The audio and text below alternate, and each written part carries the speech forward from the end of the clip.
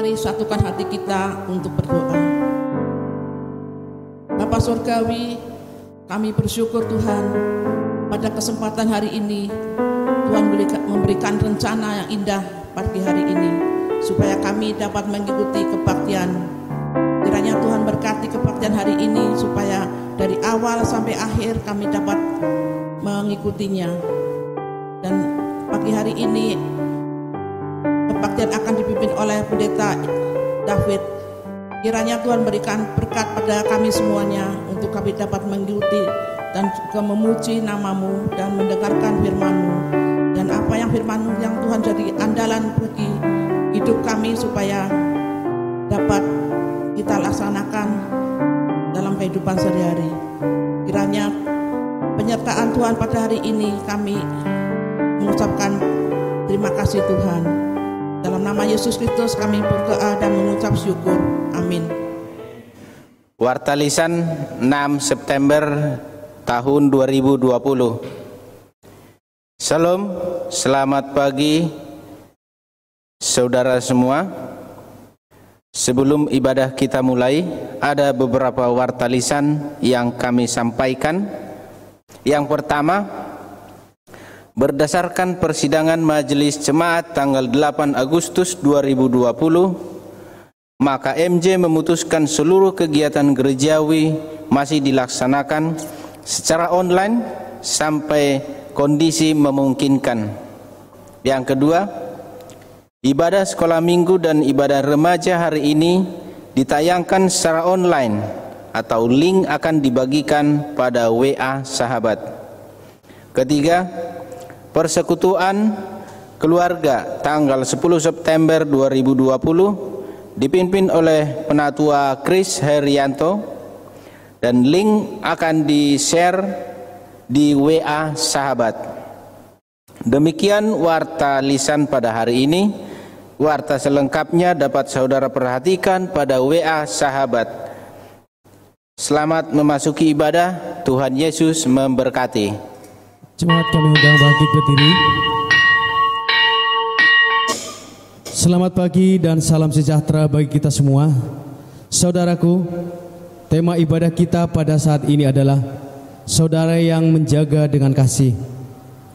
Melalui tema tersebut, kita akan belajar untuk mendapat mengerti sekaligus memahami bahwa semua orang membutuhkan kasih yang tulus untuk mengalami pertobatan dan kehidupan yang bertumbuh dalam kebenaran firman Tuhan.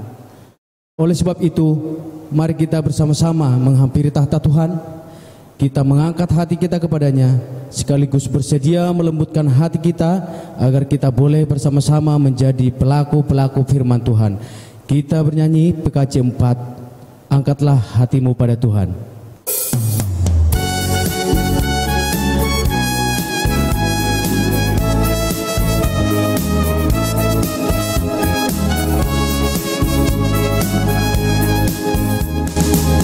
Angkatlah hatimu pada Tuhan, bunyikan kecapi dan menari. Jangan lupa bawa persembahan. Mari kawan, ajak teman bersama menyembah. Sorak-sorak haleluya. Mari, mari, mari nyanyilah. Pujilah Tuhan yang Maha Kudus. Mari kawan, ajak teman bernyanyilah terus.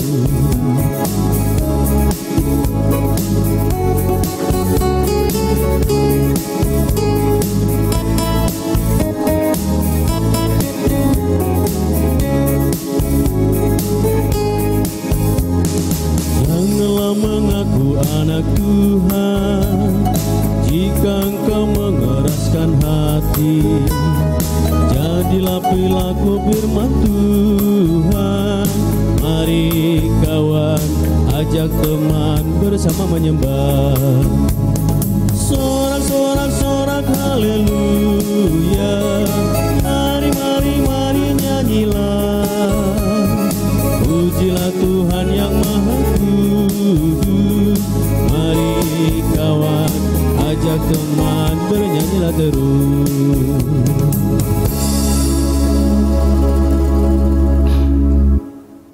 pertolongan kita adalah di dalam nama Tuhan yang menjadikan langit dan bumi.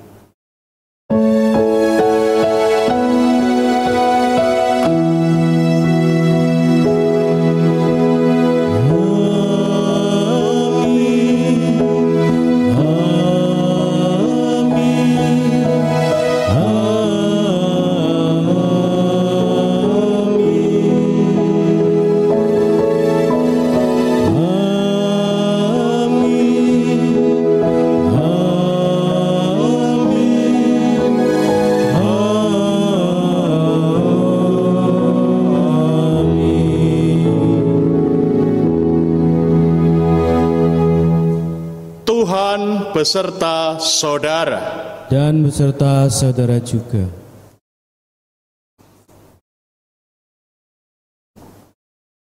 Saudaraku, kadang kita menjumpai dalam masyarakat, gereja, dan bahkan keluarga, ada orang-orang yang hidup jauh dari persekutuan dengan Tuhan. Ada kelakuan yang merugikan dan membahayakan orang lain, bahkan juga diri sendiri.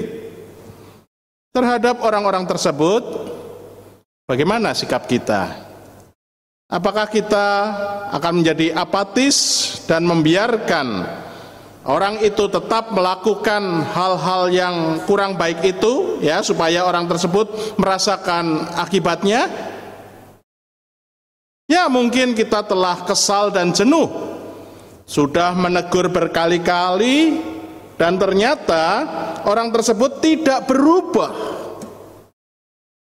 Sungguh saudara, tidak mudah memang untuk menyadarkan serta membawa saudara kita kembali ke jalan Tuhan. Bahkan mungkin ada banyak sekali rintangan dan juga tantangannya.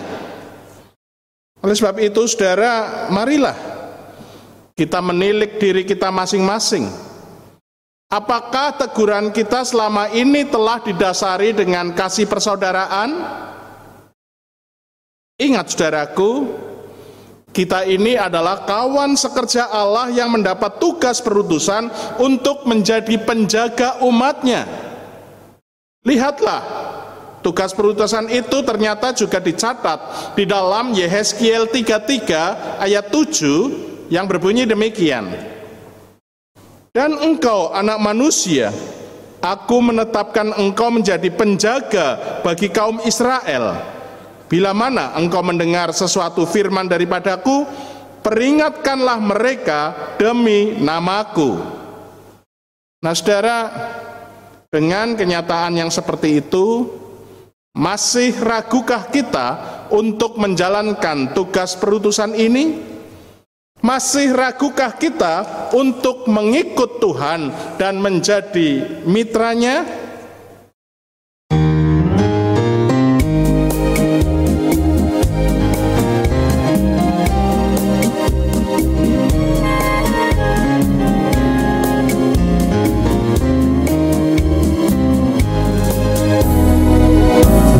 Aku ragu lagi untuk mengikutmu Yesus.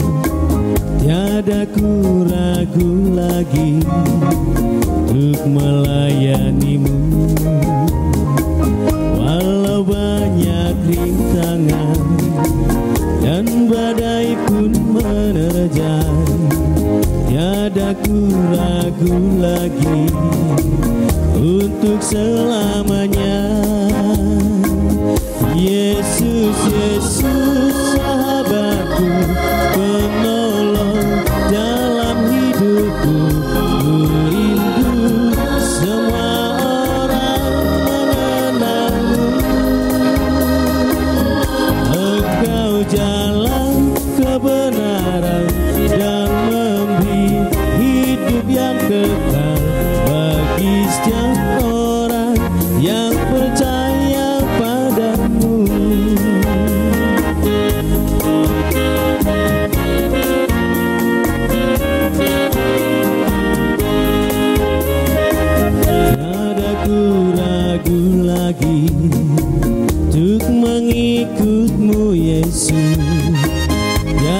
ku ragu lagi untuk melayanimu.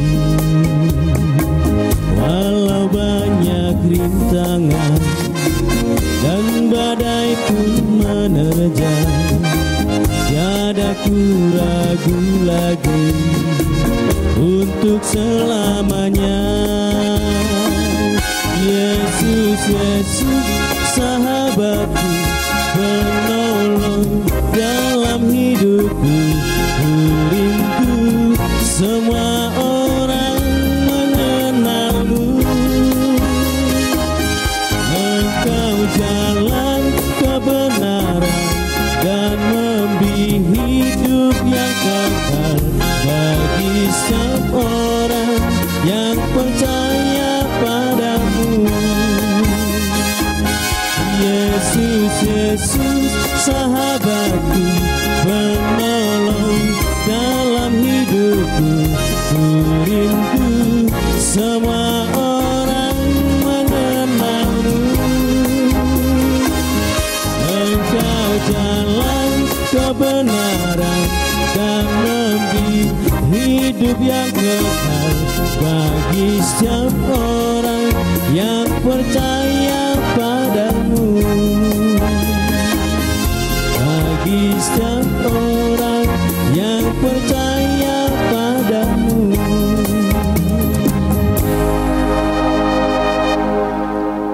Saudaraku, kita kembali menghampiri tahta Tuhan, memohon pengampunan darinya, karena selama ini kita sering mengecewakannya sehubungan dengan tugas perutusan kita yang belum bisa kita laksanakan dengan baik.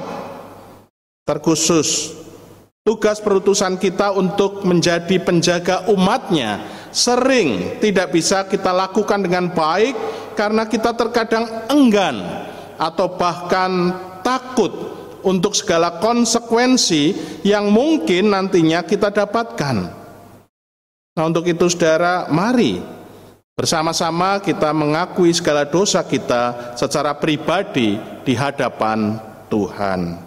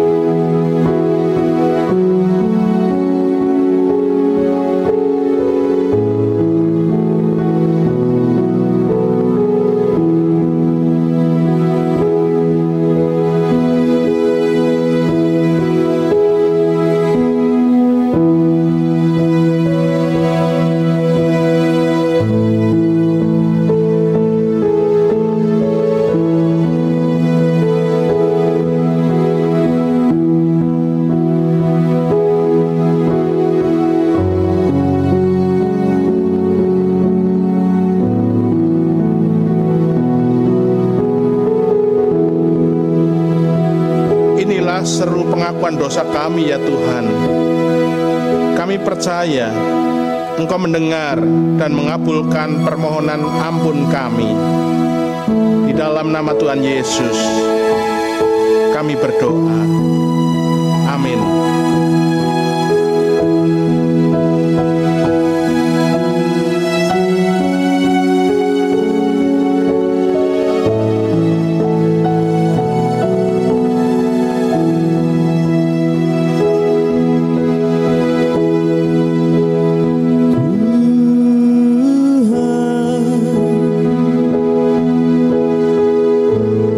Kami berlumur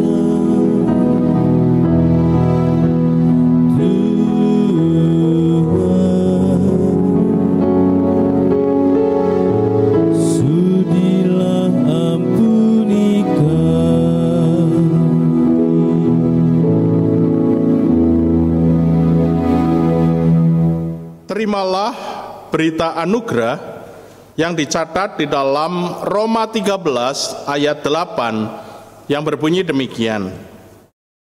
Janganlah kamu berhutang apa-apa kepada siapapun juga, tetapi hendaklah kamu saling mengasihi. Sebab barang siapa mengasihi sesamanya manusia, ia sudah memenuhi hukum Taurat. Demikianlah berita anugerah dari Tuhan. Syukur kepada Allah. Damai Tuhan besertamu. Dan besertamu juga.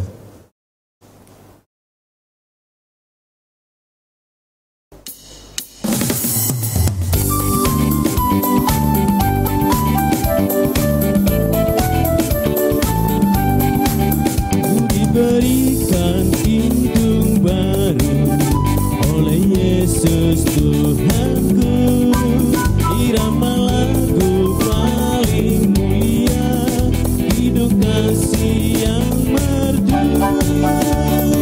Hatiku bersukacitalah, bersukacitalah, bersukacitalah. Hatiku bersukacitalah di dalam Yesus Tuhanku.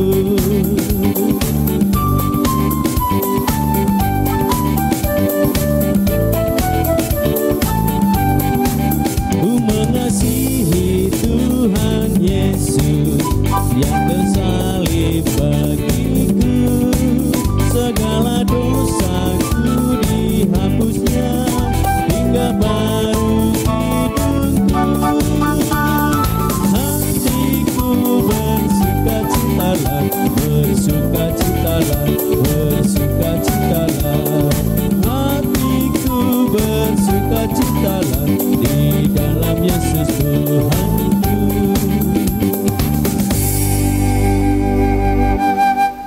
Sebentar lagi kita akan bersama mendengarkan firman-Nya. Mari kita berdoa, memohon pimpinan dan pertolongan Roh Kudus. Bapa, saat ini kami sudah tenang, kami sudah menyiapkan hati, pikiran, dan jiwa kami. Kami mohon Tuhan, urapi setiap kami dengan Roh-Mu yang kudus, supaya kami dimampukan untuk mengerti akan kebenaran firman-Mu, dan juga dimampukan untuk melakukan sabda kebenaran firman-Mu di dalam kehidupan kami hari lepas hari. Tuhan, Engkau juga yang akan menopang hamba-Mu, yang akan menguraikan sabda-Mu. Bapa, Engkau sendiri yang akan mengurapi lidah bibir hamba-Mu ini, supaya ia boleh berkata-kata hanya seturut dengan kehendak Tuhan, dan firman yang diuraikannya boleh menjadi berkat bagi kami semua. Bersabdalah ya Tuhan, kami sungguh sudah siap untuk mendengarkannya. Di dalam Kristus Sang Firman yang hidup, kami berdoa. Amin. Saudaraku, bacaan firman Tuhan yang menjadi dasar perenungan kita pada pagi hari ini diambil dari Injil Tuhan Yesus Kristus menurut Matius pasal 18 ayat 15 sampai 20 yang berbunyi demikian. Apabila saudaramu berbuat dosa, tegurlah dia di bawah 4 mata. Jika ia mendengarkan nasihatmu, engkau telah mendapatkannya kembali. Jika ia tidak mendengarkan engkau, bawalah seorang atau 2 orang lagi, supaya atas keterangan 2 atau 3 orang saksi, perkara itu tidak disangsikan. Jika ia tidak mau mendengarkan mereka, sampaikanlah soalnya kepada jemaat. Dan jika ia tidak mau juga mendengarkan jemaat, pandanglah dia sebagai seorang yang tidak mengenal Allah atau seorang pemungut cukai. Aku berkata kepadamu, sesungguhnya apa yang kamu ikat di dunia ini akan terikat di sorga, dan apa yang kamu lepaskan di dunia ini akan terlepas di sorga. Dan lagi aku berkata kepadamu, jika 2 orang daripadamu di dunia ini sepakat meminta apapun juga, permintaan mereka itu akan dikabulkan oleh Bapa-Ku yang di sorga. Sebab di mana 2 atau 3 orang berkumpul dalam nama-Ku, di situ Aku ada di tengah-tengah mereka. Demikianlah Injil Tuhan Yesus Kristus. Yang berbahagia adalah kita semua yang mendengarkan firman Allah dan yang memeliharanya. Haleluya.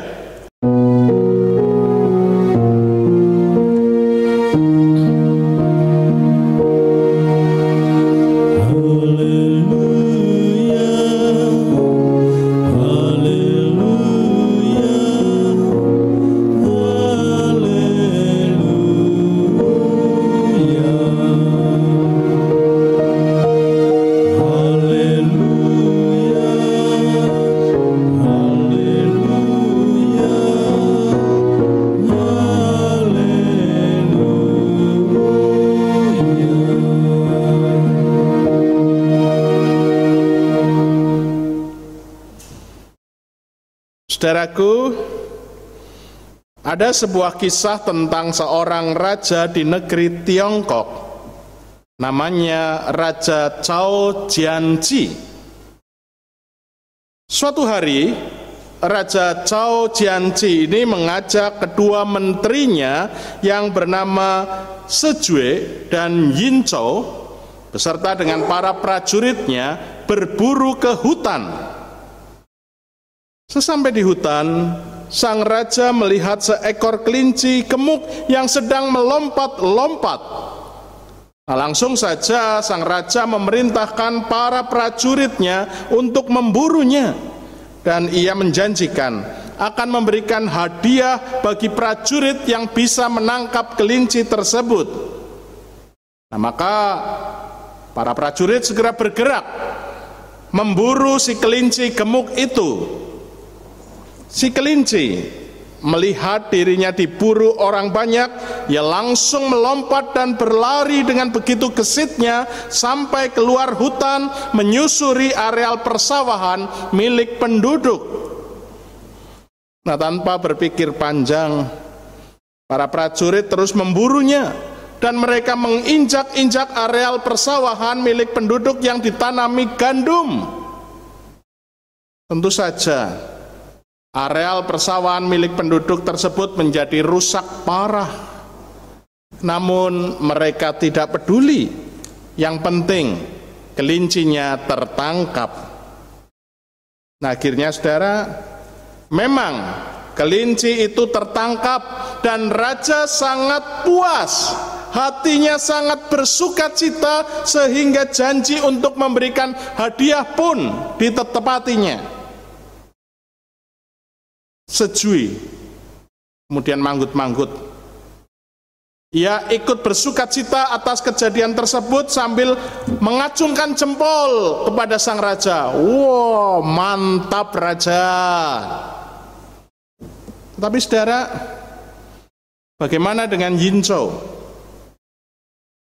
Saat itu juga Yin Zhou langsung menegur sang raja. Karena rupanya ia tidak setuju dengan tindakan sang raja yang mengorbankan sawah-sawah milik rakyatnya demi kesenangan dan kepuasan pribadinya. Tentu saja Raja Cao Jianji ini sangat tidak senang dengan sikap dari Yin Zhou. Maka ia pun menyatakan ketidaksukaannya kepada Yin Zhou sambil membandingkan sikapnya dengan Sejue yang selama ini tidak suka mengkritik atau menegurnya. Bahkan sang raja mencap Sejue ini sebagai orang yang begitu setia kepadanya, sedangkan Yin Zhou malah dipertanyakan kesetiaannya. Lalu saudara, dengan tetap tenang Yin Zhou menjawab, kata-kata Paduka yang mulia tidak benar. Saya ini juga seorang yang setia. Bahkan saya begitu mengasihi Paduka Raja. Nah, kesetiaan dan juga kasih saya kepada Paduka Raja saya tunjukkan dengan teguran-teguran saya, dengan tujuan agar Paduka yang mulia dapat senantiasa berbuat benar, tidak merugikan rakyat, sehingga Paduka yang mulia dapat memerintah dengan adil, dapat memerintah dengan bijaksana, dan pada akhirnya dicintai oleh seluruh rakyat. Mendengar jawaban Yin Zhou, Raja Cao Jianqi ini merenung, dan dia mulai mengerti apa maksud dari sikap Yin Zhou selama ini, yaitu dia mau menjadikan dirinya seorang raja yang adil, bijaksana, dan dicintai oleh seluruh rakyatnya. Dan ini membuktikan bagaimana Yin Zhou juga orang yang begitu setia, bahkan dia begitu mengasihi dirinya. Nah, saudaraku, di dalam kehidupan di dunia ini ada berapa banyak orang yang punya sikap seperti Yin Zhou? Ada berapa banyak, saudara-saudara? Ya, ternyata tidak banyak. Karena justru kebanyakan orang adalah memiliki sikap seperti Sejui, yaitu apa? Cari aman. Sehingga walaupun cetho melo, ya, ada seorang yang sudah berbuat salah, ya, berbuat tidak benar, ia diam saja atau malah ikut mendukungnya. Ya, apapun kelakuan dan perbuatan yang tidak benar yang dilakukan mungkin, ya, oleh pimpinannya, oleh rekan sekerjanya, oleh saudaranya, keluarganya, pasangannya, atau siapapun, ya dia diam saja. Dia takut akan konsekuensinya yang mungkin bisa ia dapat ketika dia menegur seseorang. Dan saya rasa jika kita mau jujur, bukankah kita seringnya bersikap seperti Sejui tadi, cari aman, gitu ya. Padahal saudara, sebagai anak-anak Tuhan, kita diberi mandat oleh Tuhan untuk menjadi penjaga saudara kita dengan kasih. Di awal ibadah tadi, dengan jelas kita diingatkan oleh Nabi Yehezkiel bagaimana Tuhan meminta kita untuk menjadi penjaga umatnya. Artinya, kita mendapat tugas perutusan dari Tuhan untuk hadir di tengah-tengah kehidupan saudara-saudara kita yang membutuhkan kasih yang tulus untuk mengalami sebuah pertobatan, sehingga pada akhirnya mereka juga dapat bertumbuh dalam kebenaran firman Tuhan. Nah, tetapi sekali lagi, apa nyatanya? Apa realitanya? Ya, mungkin saja memang selama ini kita sudah melakukan tugas perutusan tersebut, namun kita kemudian menjadi apatis dan kemudian membiarkan begitu saja saudara kita tersebut, ya. Lah, alasan kita wong angel dikandani, ngeyelan, ben dikandani ngeyel ya ben, ngesuk kena batune ya rasakno dhewe. Ya. Sungguh saudaraku, kita mungkin sudah merasa lelah, kita mungkin sudah ya kesal, ya sudah begitu jenuh, sudah menegur berkali-kali, tetapi ternyata orang tersebut tidak mau berubah. Bahkan mungkin orang tersebut malah memusuhi kita. Ya wis, ramelu-melu maning, wis karepmu, gitu ya. Saudara, mari kembali kita mengintrospeksi diri kita masing-masing. mengapa semuanya itu bisa terjadi? Apakah memang benar mereka yang 100% salah? Apakah memang benar mereka ini adalah orang-orang yang ngeyelan, tidak mau dikandani, ya, keras kepala, juga tidak mau berubah? Atau jangan-jangan justru karena cara-cara kita yang salah di dalam menegur mereka? Mari saudara, kita mencoba untuk merenungkannya kembali. Apakah teguran kita kepada mereka selama ini telah didasari oleh kasih persaudaraan? Atau jangan-jangan teguran kita justru isinya kritikan-kritikan yang tidak membangun, ya, penghakiman, bahkan mungkin umpatan-umpatan yang menunjukkan ketidaksukaan kita dengan mereka. Coba mari kita renungkan, bagaimana caranya kita menegur mereka. Ingat saudaraku, mengubah dan membarui dunia bukanlah pekerjaan yang mudah atau seperti membalikkan telapak tangan. Sungguh saudara, dibutuhkan usaha yang keras, ketekunan serta kesabaran yang tinggi untuk menggapai apa yang Tuhan inginkan. Dan yang pasti, semuanya itu harus dilandasi oleh kasih yang tulus, sehingga pada akhirnya kita bisa mewujudkan apa yang dikehendaki oleh Tuhan. Nah saudara, untuk mewujudkan hal tersebut, mari kita akan mencoba belajar dari bacaan kita hari ini, Matius 18 ayat 15 sampai 20.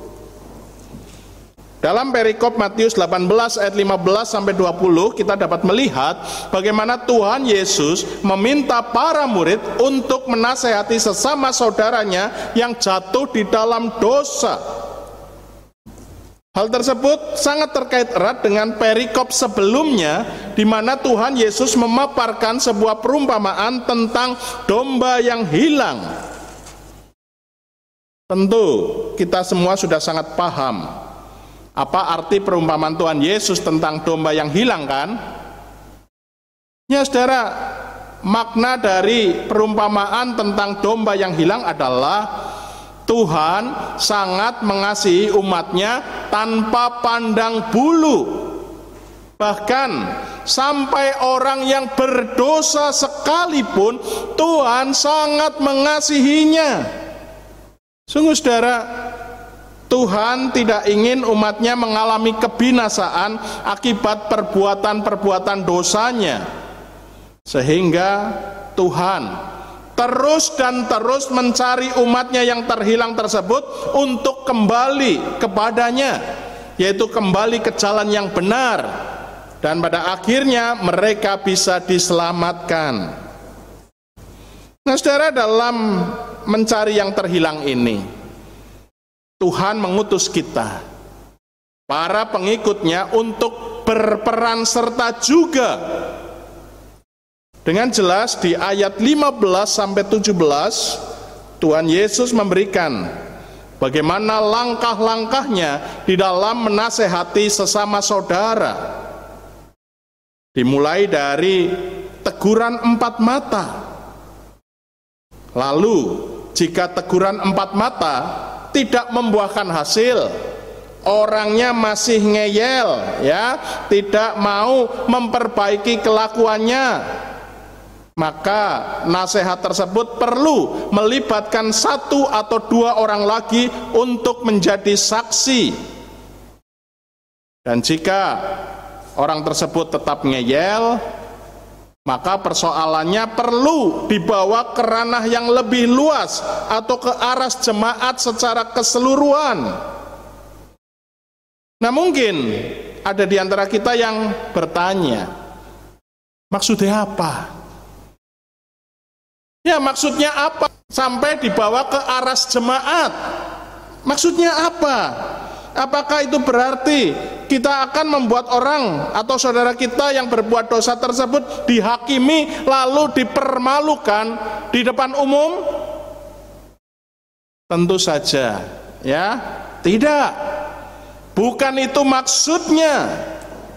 Namun Tuhan Yesus mau menegaskan bahwa menegur atau menasehati sesama itu adalah tanggung jawab komunitas jemaat alias tugas gereja. Sehingga jika upaya jemaat ataupun gereja mengalami kegagalan, alias orang yang berdosa tersebut tetap ngeyel, tidak mau bertobat dan tidak mau kembali ke jalan yang benar, maka tanggung jawab jemaat atau gereja sudah selesai. Nah, sekarang tanggung jawabnya sudah mutlak diserahkan kepada orang yang berdosa yang tidak mau bertobat kepada Tuhan. Nah, saudara, dari pembelajaran kita melalui Matius 18 ayat 15 sampai 20 ini ada satu pesan penting yang dapat kita ambil, yaitu komunitas jemaat ataupun gereja ternyata memiliki peran yang sangat penting untuk menjadi penjaga umat, sebagaimana Nabi Yehezkiel tadi sampaikan di awal ibadah kita. Ya, saudara, hal tersebut diminta oleh Tuhan untuk kita lakukan karena Tuhan sangat mengasihi umatnya, sehingga Ia selalu dan selalu memberikan kesempatan bagi umatnya untuk bertobat. Nah, dengan pertobatan dari umatnya, maka Tuhan akan menganugerahi keselamatan bagi umat, karena pada dasarnya Tuhan sangat tidak menyukai jika umatnya menjadi binasa.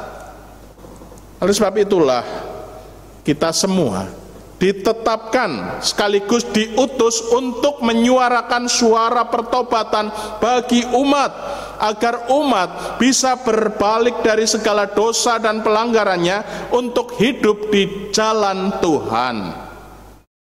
Sehingga pada akhirnya umat akan menerima anugerah keselamatan dari Allah.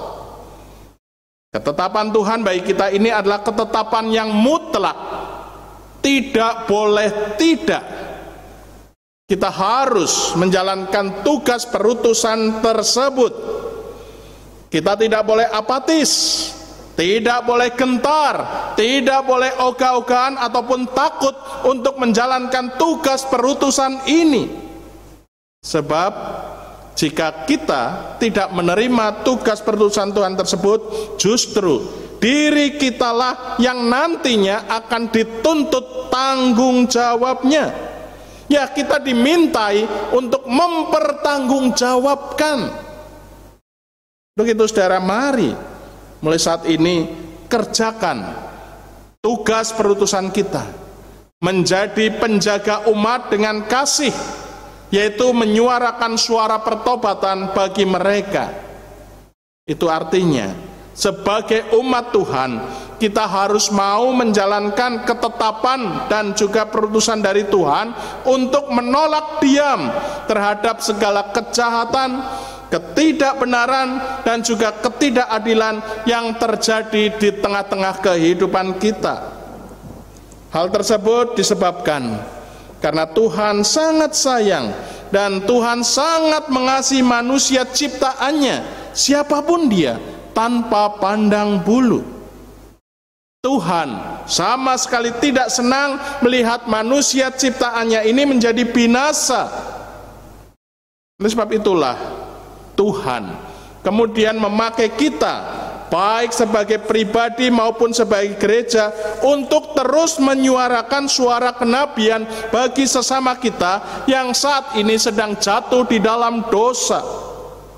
Harapannya sesama kita yang sedang jatuh dalam dosa tersebut dapat bertobat dan memperbarui kehidupannya melalui seruan kita, sehingga pada akhirnya orang tersebut pun akan menerima anugerah keselamatan dari Tuhan.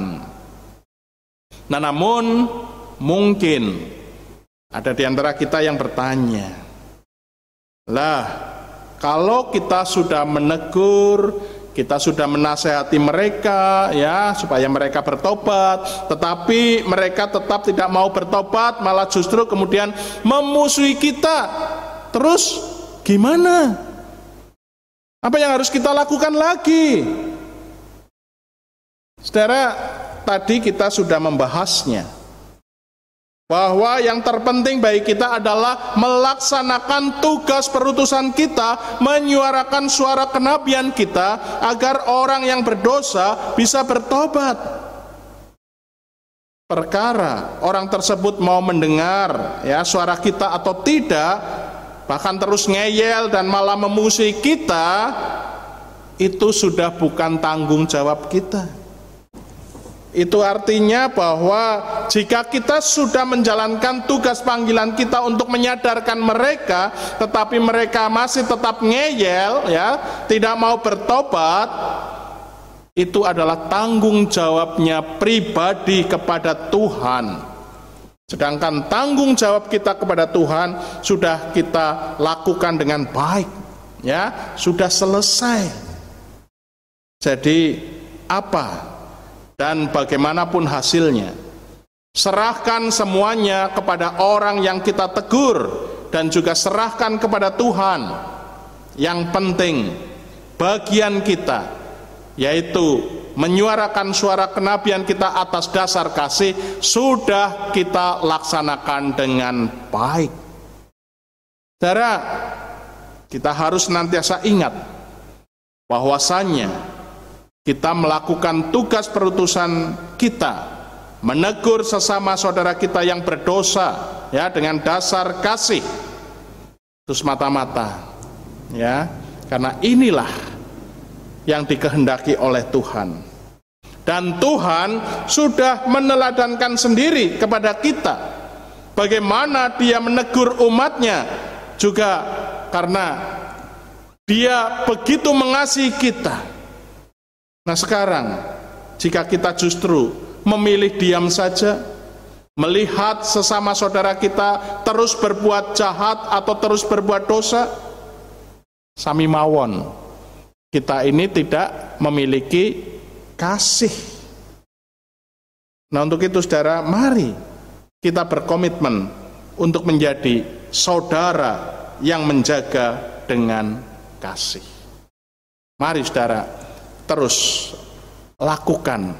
laksanakan tugas perutusan kita, menjadi saudara yang menjaga dengan kasih, maka semuanya akan menjadi terlihat begitu indah. Tuhan Yesus memberkati kita semua. Amin.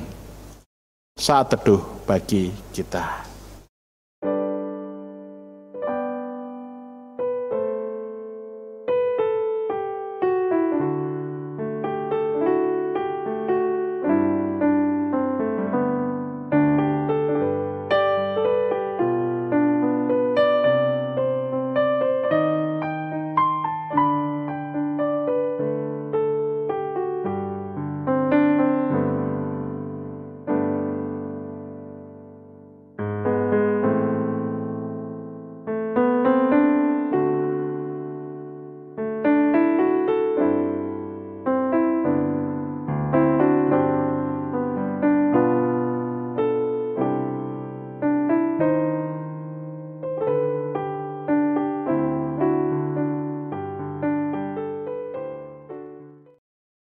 Jemaat kami undang berdiri.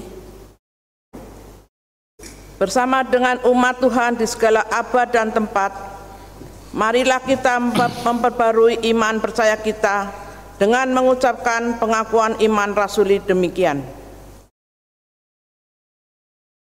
Aku percaya kepada Allah, Bapa yang Maha Kuasa, Khalik langit dan bumi, dan kepada Yesus Kristus, Anaknya yang tunggal Tuhan kita, yang dikandung daripada Roh Kudus, lahir dari anak darah Maria, yang menderita sengsara di bawah pemerintahan Pontius Pilatus, disalibkan, mati dan dikuburkan, turun ke dalam kerajaan maut.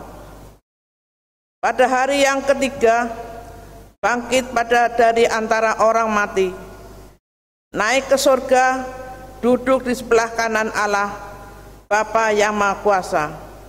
Dan dari sana ia akan datang untuk menghakimi orang yang hidup dan yang mati. Aku percaya kepada Roh Kudus, gereja yang kudus dan am, persekutuan orang kudus, pengampunan dosa, kebangkitan orang mati, dan hidup yang kekal. Amin. Mari saudara, kita menaikkan doa-doa syafaat kita. Bersyukur Tuhan untuk kasih-Mu, untuk firman yang boleh kami dengar. Sungguh Tuhan, kembali kami diingatkan untuk tugas perutusan yang sudah Engkau berikan kepada kami, yaitu menjadi saudara bagi saudara-saudara kami yang saat ini mungkin masih hidup jauh dari kebenaran Tuhan. Sebab itu Tuhan, Engkau mampukan kami supaya kami tak jemu-jemunya menasihati mereka, menegur mereka dengan kasih, sehingga pada akhirnya mereka boleh bertobat, kembali ke jalan Tuhan, kembali ke jalan kebenaran, dan mereka pun boleh menerima anugerah keselamatan dari Tuhan. Tuhan berkati kami, supaya kami boleh terus ingat akan tugas perutusan kami, menjadi penjaga umat Tuhan. Terima kasih Tuhan untuk kasih dan firman-Mu. Tuhan, saat ini kami mau menaikkan doa syafaat kami. Kami mau berdoa bagi saudara-saudara kami yang sakit. Tak jemu-jemunya kami berdoa untuk Bapak Dr. Broto. Kiranya Tuhan yang akan menjamah, Tuhan yang akan memberikan kekuatan, Tuhan sendiri akan memberikan kesabaran, sehingga Bapak Dr. Broto dapat kuat menjalani sakit penyakitnya ini, dan kami percaya mujizat masih ada. Kami mohon kiranya Tuhan mengasihi Bapak Dr. Broto. Juga bagi saudara-saudara kami yang sakit yang tidak bisa kami sebut satu persatu, kiranya Tuhan juga memulihkan dan menyembuhkan mereka.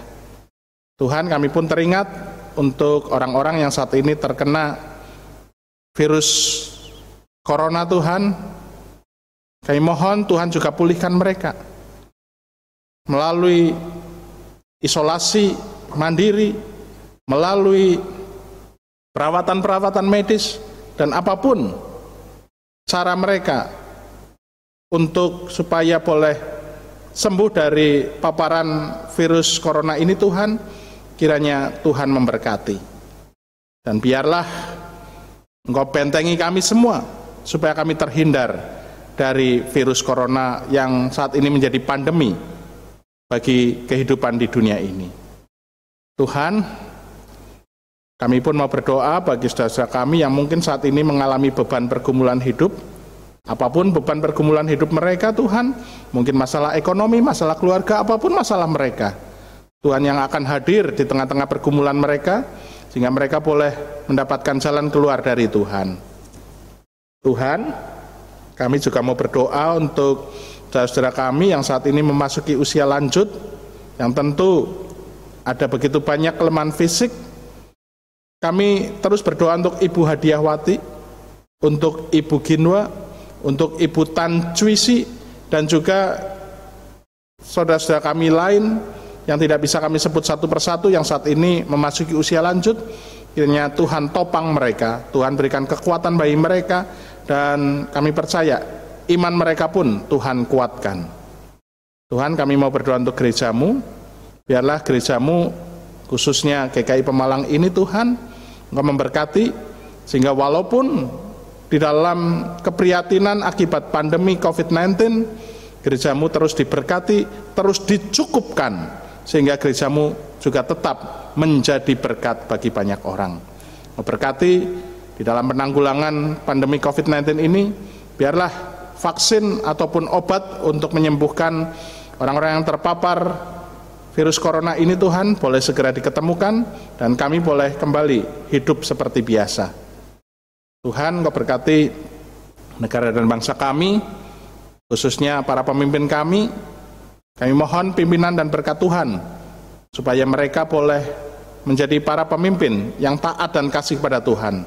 Terkhusus untuk Bapak Presiden kami, Bapak Joko Widodo, kiranya Tuhan berikan kekuatan, kesehatan, hikmat bagi beliau, sehingga beliau pun boleh memimpin negara dan bangsa kami ini dengan adil, makmur, dan kehidupan negara dan bangsa kami dari hari ke hari semakin baik. Terima kasih Tuhan. Inilah seru doa kami yang kami naikkan hanya di dalam nama Tuhan kami, Yesus Kristus. Amin. Marilah kita bersukacita dan menyatakan syukur karena Tuhan mempercayakan kita untuk membagikan kasih-Nya pada yang lain. Saat ini kita diajak untuk memberikan persembahan dengan mengingat firman-Nya yang terdapat dalam 1 Tawarik 29 ayat yang ke-14 yang berbunyi demikian. Sebab siapakah aku ini dan siapakah bangsaku, sehingga kami mampu memberikan persembahan sukarela seperti ini? Sebab daripadamulah segala-galanya, dan dari tanganmu sendirilah persembahan yang kami berikan kepadamu. Saat ini kita diberikan kesempatan untuk memberikan persembahan melalui beberapa alternatif ini.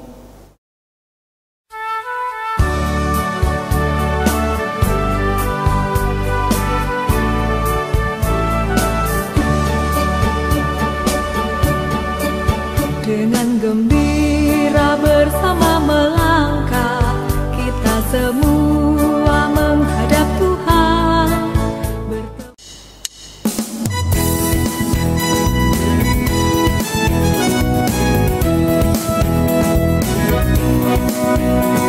Di sini aku bawa Tuhan, persembahan hidupku semoga berkenan.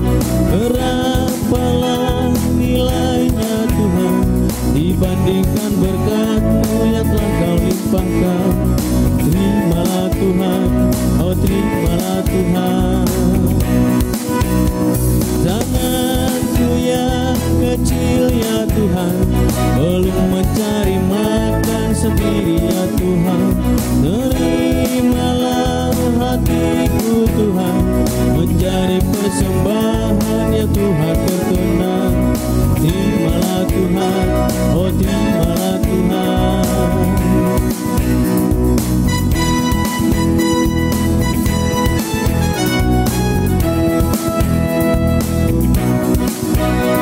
Ku ingat firman-Mu ya Tuhan, yang mengajarkan kami mengingat yang kecil. Berkati semuanya Tuhan, supaya persembahan tetap mengalir terus. Terimalah Tuhan, oh terimalah Tuhan.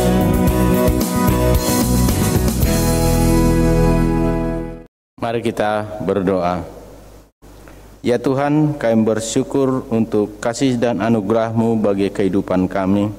Kami bersyukur untuk ibadah hari ini, karena Tuhan memberikan kesempatan bagi kami. Dan saat ini sebagai ungkapan syukur Tuhan, kami telah memberikan persembahan. Terima dan kuduskanlah ya Tuhan, supaya persembahan ini boleh berguna bagi perluasan kerajaan-Mu di tempat ini. Dan ajarlah kami untuk selalu bersyukur di dalam kehidupan kami. Inilah doa syukur kami yang kami alaskan di dalam nama Tuhan Yesus Kristus, Allah kami yang hidup. Kami berdoa dan mengucap syukur. Amin.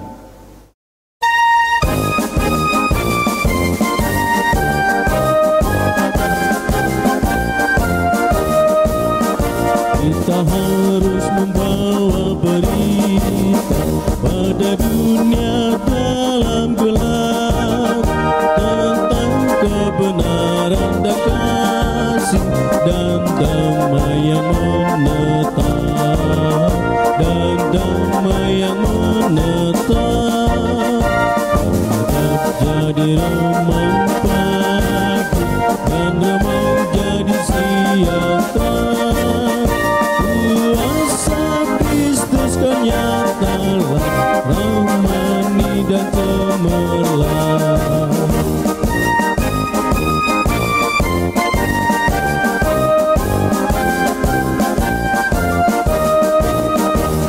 tak harus menyanyikan kita, melembutkan hati keras, supaya senjata iblis remuk dan segera lepas, remuk dan segera lepas. Hidup jadi remang pagi dan remang jadi siang. Kuasa Kristus kan nyatalah, rohani dan cemerlang. Saudaraku, arahkanlah hatimu kepada Tuhan. Kami mengarahkan hati kepada Tuhan. Jadilah saksi Kristus. Syukur kepada Allah. Terpujilah Tuhan. Kini dan selamanya. Sekarang terimalah berkat-Nya. Tuhan memberkati engkau dan melindungi engkau. Tuhan menyinari engkau dengan wajah-Nya dan memberi engkau kasih karunia. Tuhan menghadapkan wajah-Nya kepadamu dan memberi engkau damai sejahtera. Amin.